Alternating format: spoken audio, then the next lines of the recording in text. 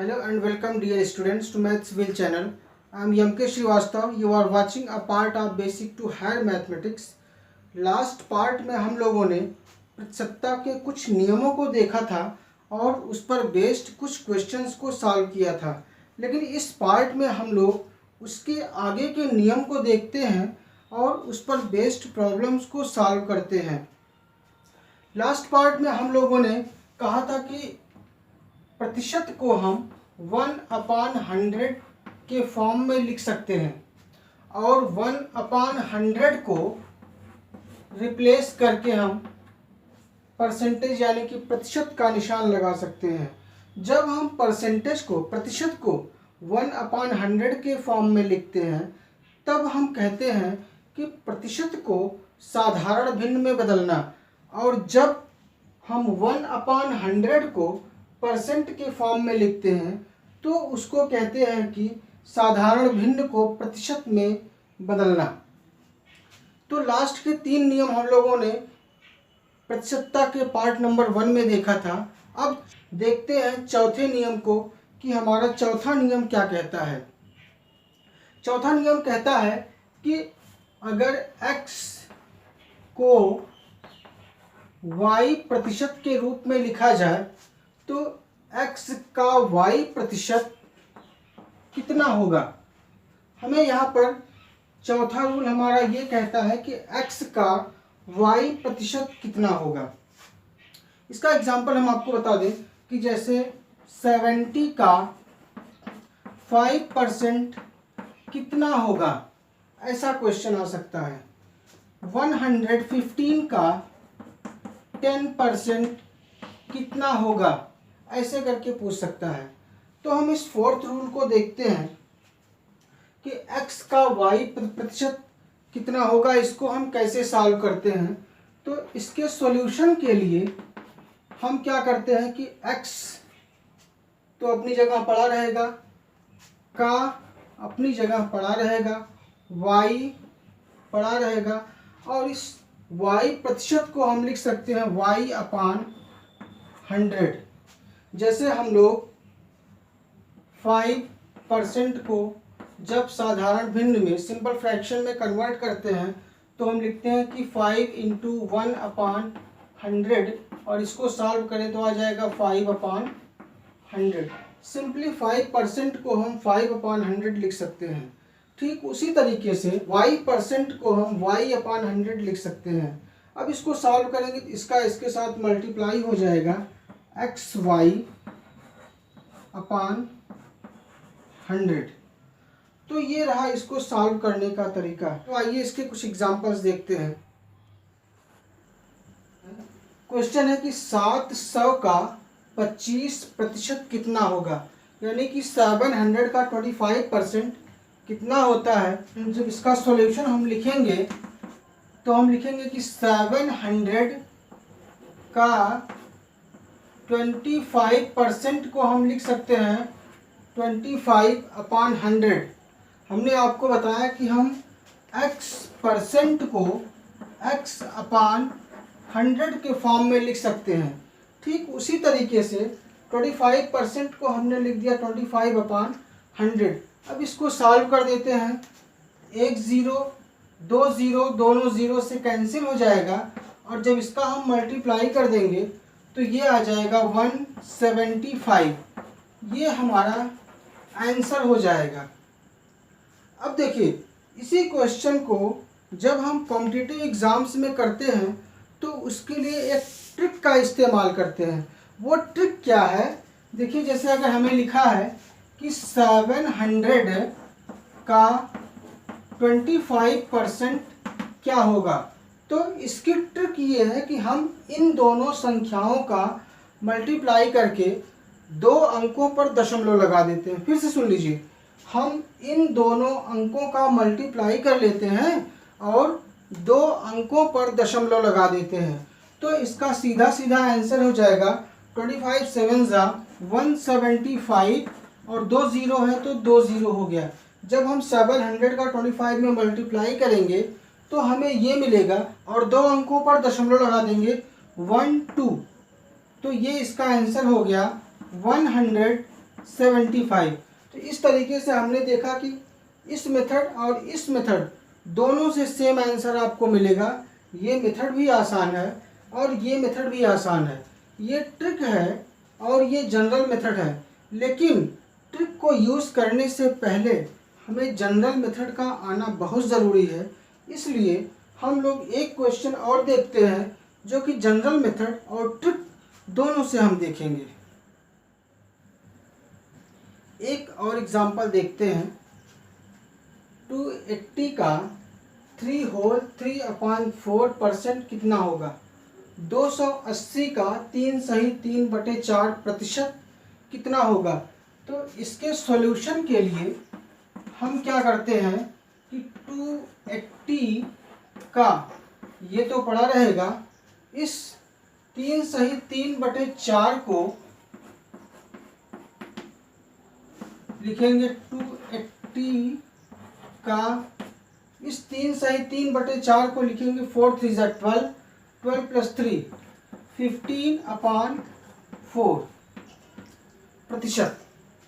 अब इसके बाद फिर हम क्या करते हैं कि 280 का 15/4, अब हमें इसके अपान 100 लिखना है। तो इसके अपान 100 को हम कैसे सॉल्व करते हैं उसको थोड़ा सा हम लोग शार्ट में देख लेते हैं कि जैसे 15/4 है, इसके अपान हमें 100 करना है।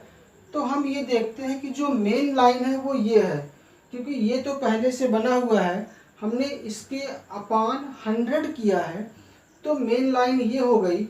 इस लाइन के ऊपर का जो फ्रैक्शन है उसमें न्यूमरेटर और डिनोमिनेटर दोनों है, लेकिन जो इसका इस पूरे का जो डिनोमिनेटर है उसमें केवल न्यूमरेटर है, डिनोमिनेटर नहीं है।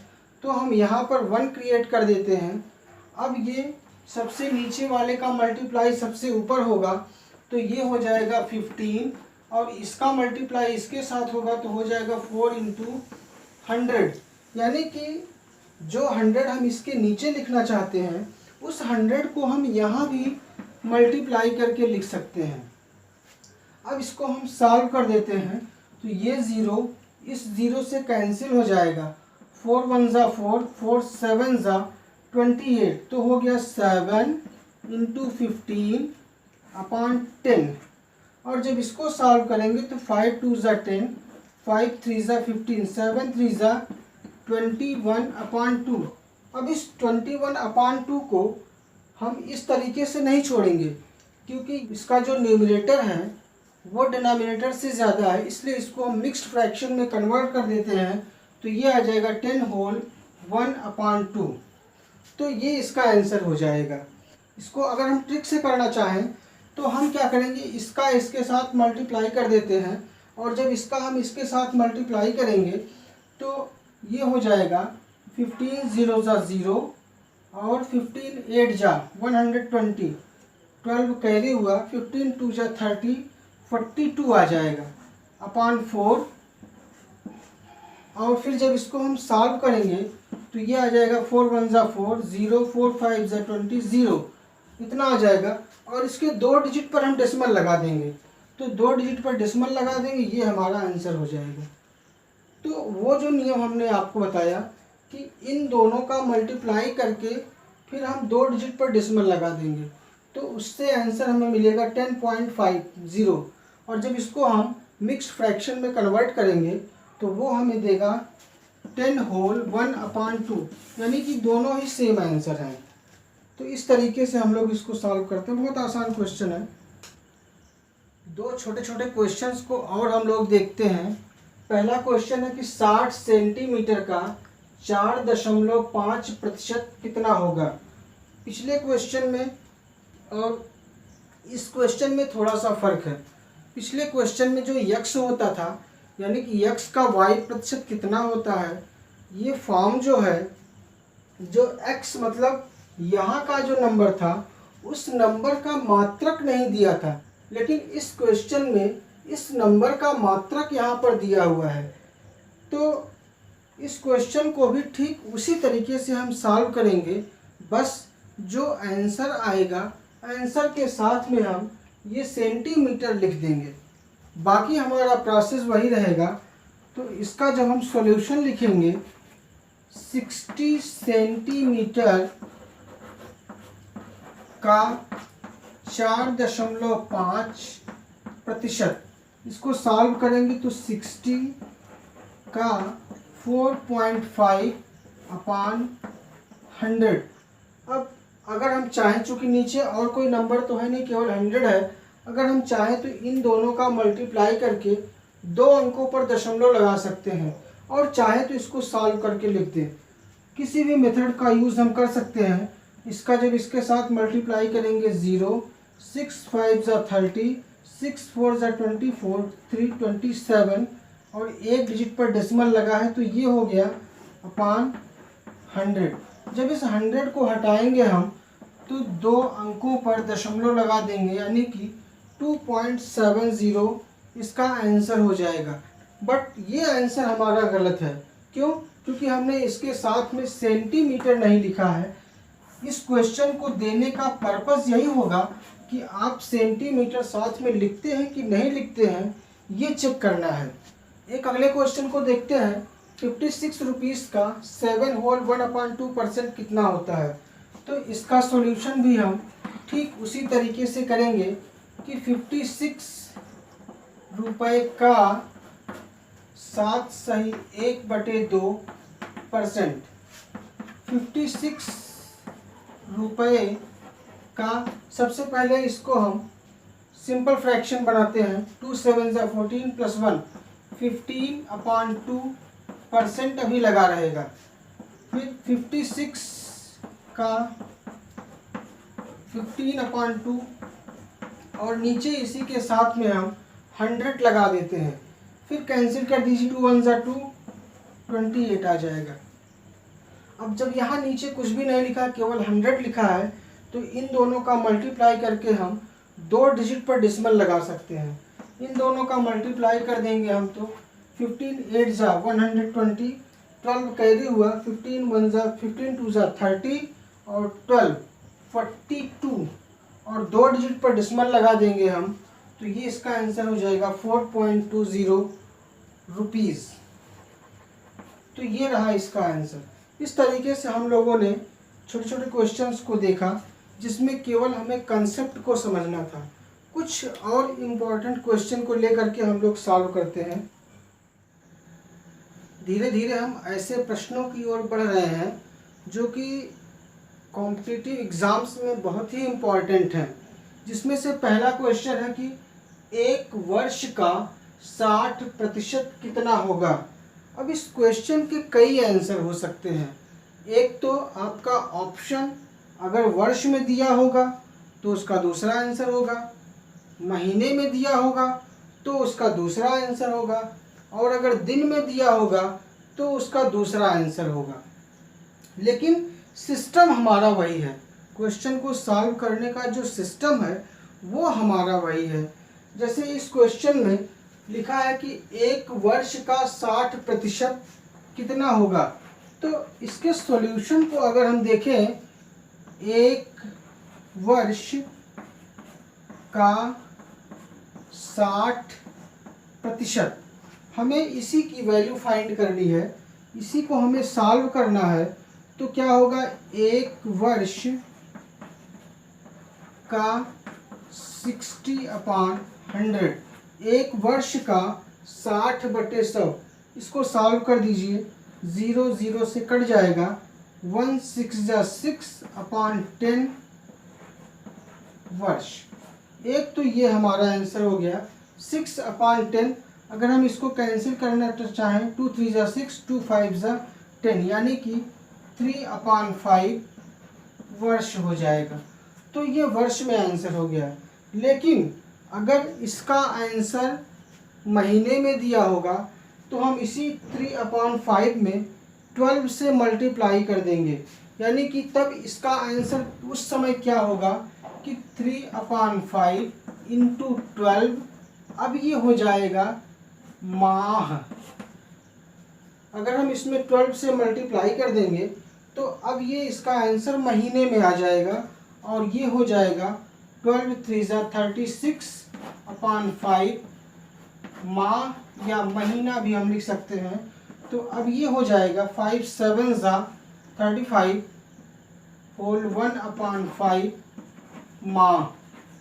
या इसी को हम महीना और दिन में भी कर सकते हैं। तो अगर महीने और दिन में हमें करना होगा तो 7 माह तो हो गया, 7 माह, और जो ये बचा 1 अपॉन 5 प्लस 1 अपॉन 5 माह, ये अलग हो गया। इसको जब हम सॉल्व करेंगे तो 7 माह तो ये हो जाएगा प्लस 1 अपॉन 5 माह का मतलब हुआ 1 अपॉन 5 इंटू 30। अब ये दिन में कन्वर्ट हो जाएगा, क्योंकि एक महीने में हम 30 डेज ही कंसीडर करते हैं। कोई महीना 28 दिनों का होता है, कोई 30 दिन का होता है, कोई 31 दिन का होता है, बट जनरली हम एक महीने को 30 दिन का ही कंसीडर करते हैं। तो अब इसको हम सॉल्व करेंगे 5 6 जा, तो ये हो जाएगा 7 माह और 6 दिन। तो इसका ये आंसर हो जाएगा। ये प्लस के केस में जब यहाँ पर ये जो प्लस है, हम चाहे यहाँ प्लस लिखें और चाहे ना लिखें, इस केस में दोनों बातें बराबर हैं। तो इस क्वेश्चन का आंसर हो जाएगा 7 माह 6 डेज या 3 अपॉन 5 ईयर्स। तो इस क्वेश्चन के दो आंसर होंगे। केवल दिन में भी पूछ सकता है तो उसको भी हम इसी तरीके से सॉल्व कर सकते हैं। एक और क्वेश्चन देखते हैं जो कि एसएससी 2014 में पूछा गया है। इसमें कई बार परसेंटेज का इस्तेमाल किया गया है, जिसको कि हम सक्सेसिव परसेंटेज बोलते हैं। क्वेश्चन कहता है कि 1000 का 25% का 1% क्या होगा। यानी कई बार परसेंटेज लगाया गया है कि 1000 का 25% का 1% का 1%, इस तरीके से कई बार लगाया गया है। 1000 का 25% का 1% का 1% क्या होगा। तो इसको भी हम ठीक वैसे ही सॉल्व करते हैं। हमारा सिस्टम सॉल्व करने का वही है। जैसे हमने आपको रूल बताया है कि 1000 का 25/100 का 1/100 का 1/100, यानी कि 1000 का 25% और 25/100 का 1% माने 1/100 का 1% मतलब 1/100। अब इसको हमें सॉल्व कर देना है। इसको सॉल्व करने के लिए 1 2 0 इससे कैंसिल हो जाएगा और इसका 1 0 इस 1 0 से कैंसिल हो जाएगा।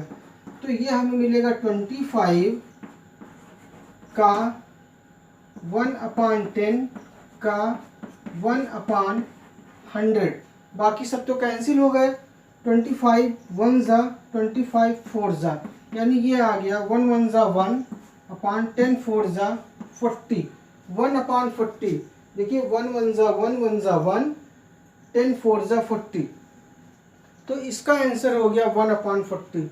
अब इसको अगर हम सॉल्व करते हैं, 1 को 40 से डिवाइड करते हैं, तो कर लीजिए 1 को 40 से डिवाइड करेंगे, डेसिमल लगाएंगे 0 0 फिर 0, 42 ज़ा 80 बचेगा 20 0 5 ज़ा। तो इस तरीके से हमारा आंसर आ जाएगा 0.025, जो कि हमारा सी ऑप्शन करेक्ट हो जाएगा। इस क्वेश्चन को एक शॉर्ट मेथड से हम देखते हैं। अगर हमारे पास है जैसे 110 का 5%, अगर ये हमारे पास होता, इसी क्वेश्चन को हम लोग शॉर्ट मेथड से देखने जा रहे हैं कि शॉर्ट में इस क्वेश्चन का सॉल्यूशन हम कैसे कर सकते थे। यानी कि ट्रिक हम देखेंगे। अगर हमारे पास ये होता कि 110 का 5%, तो शॉर्ट में हम क्या करते, इन दोनों का मल्टीप्लाई कर लेते, आ जाता 550 और 2 डिजिट पर डेसिमल लगा देते तो हमें इसका आंसर मिल जाता। ठीक उसी तरीके से हमारे पास 1000 का 25% का 1% है, तो हम क्या करेंगे कि इसका और इसका चारों का आपस में मल्टीप्लाई कर लेंगे, यानी कि 1000 का 25 में गुणा करेंगे तो आएगा 25,000 और उस 25,000 में 1 से गुणा करेंगे तो 25,000 आएगा, फिर उसका गुणा इसमें करेंगे तो आ जाएगा 25,000। लेकिन अब हम 2 अंक पर दशमलव नहीं लगाएंगे। दशमलव कितने पर लगेगा? 2 अंक इसका, 2 अंक इसका और 2 अंक इसका, यानी कि कुल मिलाकर के 2 2 4 2 6 अंक हो जाएंगे। 2 अंक इसका, 2 इसका 4 और 2 इसका 6, कुल 6 अंकों पर हम दशमलव लगाएंगे। तो लगा दीजिए 6 अंकों पर दशमलव, 1 2 3 4 5, 6 अंक तो है नहीं, एक ज़ीरो आप यहाँ लगा करके यहाँ पर डेसिमल आप लगा सकते हैं। अब इसको हम लिख सकते हैं 0.025, क्योंकि डेसिमल के पहले एक ज़ीरो को हम लगा देते हैं, तो इसका ये आंसर हो जाएगा और हमारा यही सी ऑप्शन करेक्ट होगा। तो उस क्वेश्चन को हम लोग शॉर्ट में इस तरीके से कर सकते थे। धीरे धीरे हम लोग कठिन प्रश्नों की ओर बढ़ रहे हैं, हार्ड क्वेश्चंस की ओर हम लोग अग्रसर कर रहे हैं, जिसमें कि एक क्वेश्चन आपके सामने लिखा हुआ है। क्वेश्चन है कि यदि ए का 90% इक्वल टू बी का 30%, ये दोनों आपस में बराबर हैं। कह रहे हैं कि ए का 90% इक्वल टू बी का 30%। ये आपको गिवन है, ये दिया हुआ है आपको कि ए का 90% बी के 30% के बराबर है। तो आपको बताना है कि बी ए के कितने प्रतिशत के बराबर है। इस पर हम लोग बाद में डिस्कस करेंगे, पहले हम इसको सॉल्व करते हैं।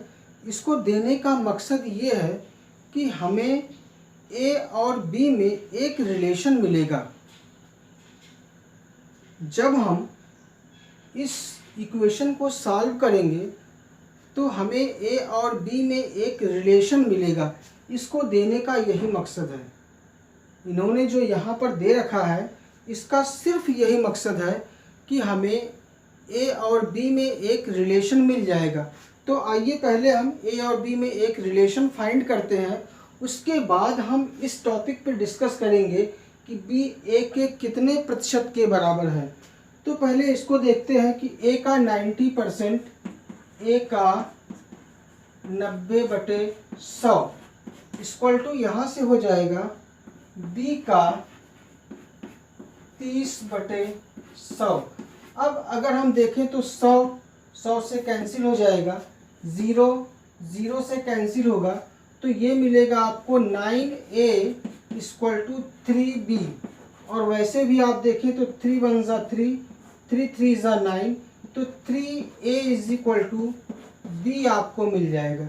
यानी कि a और b में ये रिलेशन आपको मिल गया कि आप जहाँ पर b होगा वहाँ पर 3a लिख सकते हैं, या जहाँ पर 3a होगा वहाँ पर आप b लिख सकते हैं। लेकिन आपके लिए b की जगह 3a लिखना ज़्यादा सूटेबल होगा।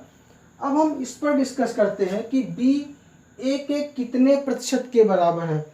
तो अभी कल के पार्ट में हम लोगों ने देखा था कि जब उसमें लिखा था कि x y के कितने प्रतिशत है, x y के कितने प्रतिशत के बराबर है, तो हमने क्या कहा था, x अपान y इंटू 100%। यही हमने किया था कि x y के कितने प्रतिशत के बराबर है, x अपान y इंटू 100। तो ठीक उसी तरीके से b a के कितने प्रतिशत के बराबर है, तो b अपान a, यानी कि b अपान a इंटू 100% हम लगा देंगे तो b a के उतने प्रतिशत के बराबर होगा। अब हम क्या करेंगे कि b की जगह 3a पुटअप कर देंगे, तो 3a/a इंटू 100 और यहाँ पर लग जाएगा परसेंट, a से a कैंसिल होगा तो 3 का 100 में गुणा कर देंगे हम तो आ जाएगा 300%, यानी कि 300% के बराबर होगा। इसका मतलब कि हमारा डी ऑप्शन करेक्ट हो जाएगा। तो हम आपको बता दें कि इस इक्वेशन को देने का मकसद केवल यही है कि हमें ए और बी में एक रिलेशन मिल जाए जो कि सॉल्व करने पर हमको मिला। अब बी ए के कितने प्रतिशत के बराबर है, तो इस टाइप के क्वेश्चन को हम लोगों ने लास्ट पार्ट में इसके पार्ट नंबर 1 में देखा है कि एक्स वाई के कितने प्रतिशत के बराबर है, तो x/y इंटू 100 करके हम इसको सॉल्व कर लेते हैं। ठीक उस तरीके से b/a इंटू 100%, b की वैल्यू हमने 3a यहाँ पर रख करके सॉल्व कर दिया तो हमें इसका आंसर 300% मिला। तो ये रहा इसका सॉल्यूशन। एक अगले क्वेश्चन को देखते हैं। इसी टाइप के एक और क्वेश्चन को हम देखते हैं। यदि x का 8% बराबर y का 4%, तो x का 20% कितना होगा। हमसे पूछ रहा है कि x का 20% कितना होगा, लेकिन उससे पहले एक रिलेशन हमें दिया है कि x का 8% बराबर y का 4%। तो इस रिलेशन को देने का मकसद ये है, इस रिलेशन को देने का मकसद है कि हम x और y में एक रिलेशन फाइंड कर लें। वह रिलेशन हमें इसको सॉल्व करने में सहायक सिद्ध होगा। तो सबसे पहले हम यहाँ से x और y का रिलेशन फाइंड करते हैं। तो यहाँ पर लिखा है x का 8% बराबर y का 4%। x का 8% बराबर y का 4%। तो अभी लास्ट क्वेश्चन में हम लोगों ने देखा था कि x 8 के नीचे जो 100 आता है और 4 के नीचे जो 100 आता है दोनों आपस में कैंसिल हो जाते हैं। यानी इस टाइप के क्वेश्चन में डायरेक्ट हम 4 से 8 को डिवाइड कर सकते हैं, कैंसिल कर सकते हैं। तो या तो अगर आप चाहें तो ऐसे ही लिख सकते हैं, x का 8/100 इक्वल टू y का 4/100। ऐसे लिखेंगे तब भी 100 से 100 कटेगा, 4 1 जा 4, 4 2 जा 8, तो भी आपको मिलेगा 2x इक्वल टू y। यानी x और y में जो रिलेशन आपको मिला वो मिला y इक्वल टू 2x या 2x is equal to y। तो अब हमें यहाँ फाइंड करना है x का 20%। तो अब आप निकालिए x का 20%। x का 20% जो ऑप्शन में दिया है, ऑप्शन में x आपको नहीं दिया है। देखिए यहाँ पर y का 10%, y का 16%, y का 40%, y का 80%, इसमें x नहीं दिया है। इसका मतलब ये हुआ कि हमें इस x को हटा देना है और x की जगह हमें y लाना है।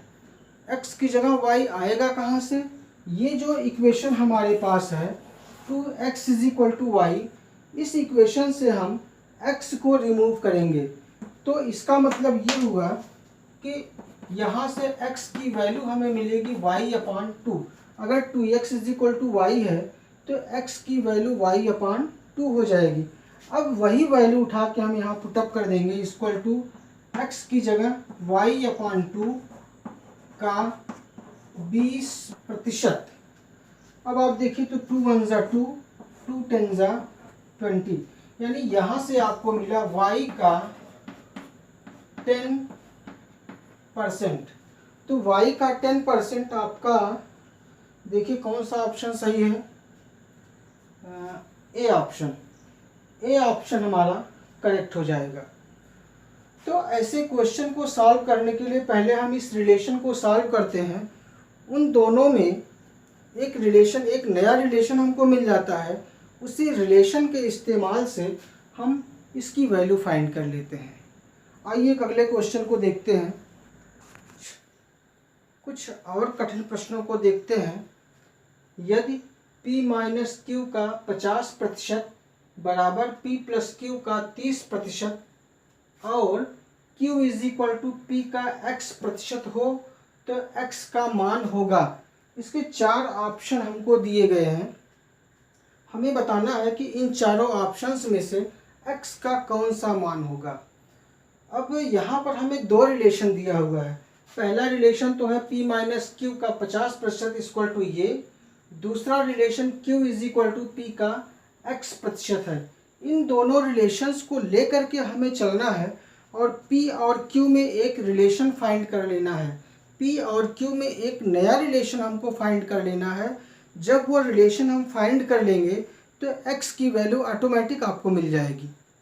ठीक, तो हम क्या करते हैं कि पहले इस रिलेशन को लेके चलते हैं। तो यहाँ पर हमने ले लिया दिया है p माइनस क्यू का 50% equal to p plus Q का 30%। अब लास्ट क्वेश्चन में हम लोगों ने देखा था कि हम इसके अपान 100 करते हैं, उसके अपान 100 करते हैं, 100 से 100 कैंसिल हो जाता है। वो टेक्निक तो आपकी समझ में आई गई होगी। क्या करेंगे हम कि डायरेक्ट इस 0 को 0 से कैंसिल कर देंगे तो हमें मिलेगा 5 p minus Q equal to 3 p plus Q. ये हमें डायरेक्ट मिल जाएगा। इसको सॉल्व कर देंगे तो हमें मिलेगा 5p minus 5q equal to 3p plus 3q। p को एक तरफ ले लेते हैं और q को राइट साइड में कर देते हैं तो हमें यहाँ से मिलेगा 5p minus 3p equal to 3q plus 5q।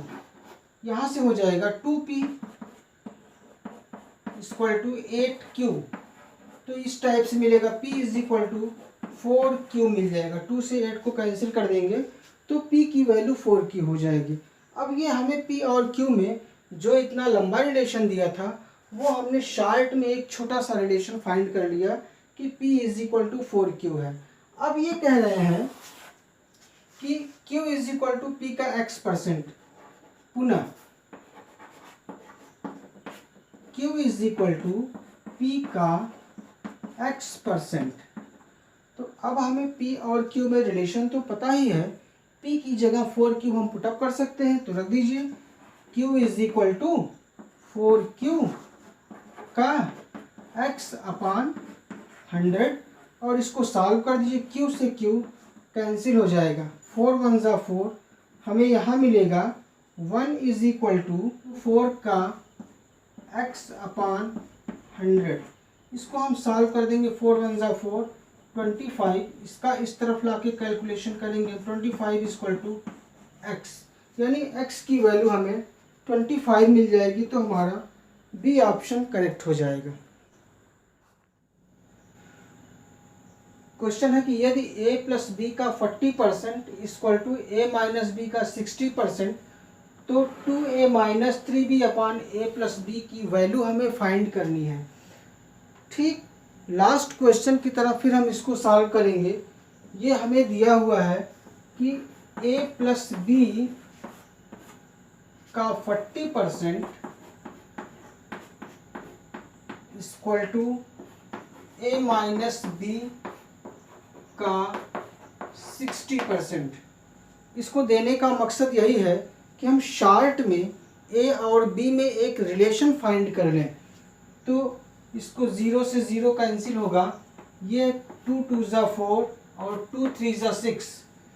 2a plus B equal to 3a minus B.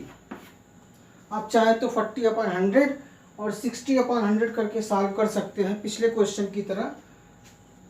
तो यहाँ से हमें मिलेगा 2a plus 2b equal to 3a minus 3b।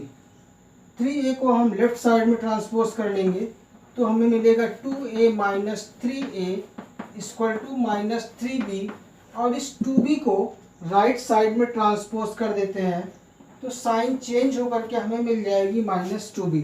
यहाँ से हमें मिलेगा -a इक्वल टू, यहाँ से मिलेगा -5b। माइनस और माइनस कैंसिल हो जाएंगे तो a की वैल्यू 5b मिल जाएगी। अब चूंकि हमें 2a - 3b upon a plus b की वैल्यू फाइंड करनी है, तो अब हम उस वैल्यू को फाइंड करते हैं। दिया है पुनः 2a - 3b upon a plus b। इसकी वैल्यू हमें फाइंड करनी है, तो हम वैल्यू उसको पुटअप कर देते हैं। a की जगह 5b रखेंगे तो मिलेगा 5b minus 3b upon a की जगह 5b प्लस b। तो ये मिल जाएगा। यहाँ से हम देखते हैं 2 5 ज़ा 10 b minus 3b whole upon 5b plus b 6b। यहाँ से हमें मिला 2 5 ज़ा 10b माइनस 3b, तो यहाँ हो गया 10b माइनस 3b अपान ये हो गया 5b प्लस b 6b। यहाँ से हमें मिल जाएगा 10b माइनस 3b 7b अपान 6b। b से b कैंसिल हो जाएगा, 7 अपान 6 जो कि हमारा रिक्वायर्ड आंसर होगा। और इस तरीके से हमारा ए ऑप्शन करेक्ट हो जाएगा। तो ये रहा हमारे इस क्वेश्चन का सॉल्यूशन। इस टाइप के क्वेश्चन को देने का मतलब है कि आप पहले कंडीशन को लेकर के दोनों में एक छोटा सा रिलेशन फाइंड कर लीजिए और जो आपको फाइंड करना है उसमें वैल्यू को पुटअप कर दीजिए।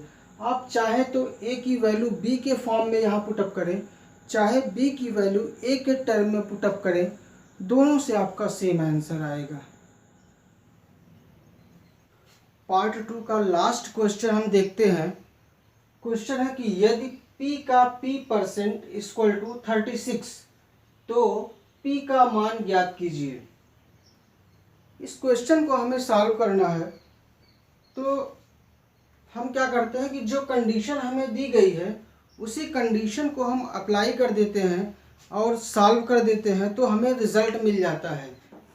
p का p% इक्वल टू 36, ये हमें दिया हुआ है। बहुत ही इम्पोर्टेंट क्वेश्चन है, अक्सर एग्ज़ाम में पूछा जाता है। तो p का p upon 100 equal to 36 multiply कर देंगे p square upon 100 equal to 36, cross multiply कर देंगे तो p स्क्वायर की वैल्यू हो जाएगी 3600। अब दोनों साइड का स्क्वायर रूट, हम इसको सॉल्व करने के लिए हम एक फैक्टर मेथड देखते हैं कि फैक्टर मेथड का फार्मूला होता है x square minus Y square equal to X plus Y और x माइनस वाई, ये फार्मूला होता है। इस फार्मूले से हम इसको सॉल्व करते हैं तो ये हो जाएगा p स्क्वायर इक्वल टू 60 का स्क्वायर। 60 का अगर हम स्क्वायर करते हैं तो 3600 हमें मिलता है। हम क्या करेंगे कि 60 के स्क्वायर को हम लेफ्ट साइड में ले लेंगे, इक्वल टू 0 कर देंगे। अब ये X square minus Y square के फॉर्म का बन गया, तो वो होता है एक्स प्लस वाई एक ब्रैकेट में और दूसरे ब्रैकेट में एक्स माइनस वाई। तो ये हो जाएगा p माइनस 60 और दूसरा हो जाएगा p प्लस 60 इक्वल टू 0। अब इसके दो फैक्टर बनेंगे। हम जानते हैं कि या तो p minus 60 is equal to 0, it's implies p की वैल्यू 60 हो जाएगी। दूसरा, या p प्लस 60 इक्वल टू 0, तो p की वैल्यू माइनस 60 हो जाएगी। इस माइनस 60 को हम छोड़ देंगे, इसको हम एडॉप्ट नहीं कर सकते हैं। क्यों? क्योंकि जब हम परसेंटेज की बात करते हैं, जब हम परसेंटेज की बात करेंगे तो वहाँ पर नेगेटिव नंबर नहीं लिया जाता है, नेगेटिव नंबर का परसेंटेज नहीं लिया जाता है। तो इसलिए हमारा p इज इक्वल टू 60 ये आंसर करेक्ट होगा। तो ये रहा हमारा इस पार्ट का लास्ट क्वेश्चन। इसी क्वेश्चन को हम ट्रिक से देखते हैं कि इस क्वेश्चन को हम कॉम्पिटिटिव एग्ज़ाम्स में, जहाँ की हमारे पास टाइम की प्रॉब्लम होती है, टाइम की शॉर्टेज होती है, तो वहाँ पर इस क्वेश्चन को हम कैसे सॉल्व करते हैं। ये क्वेश्चन है p का p% 36 दिया है, तो हमें p की वैल्यू फाइंड करनी है।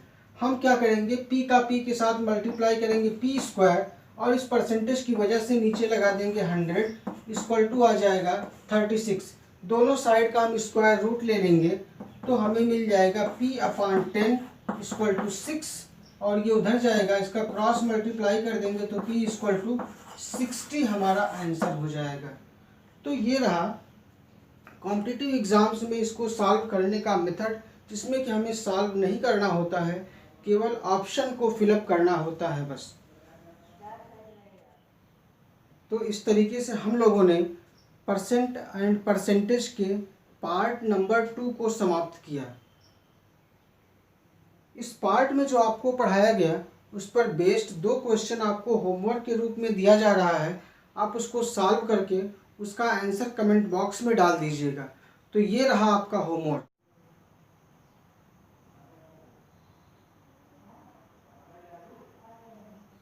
बच्चों, ये पार्ट आपको बहुत ही इत्मीनान से और बहुत ही अच्छे ढंग से पढ़ाया गया।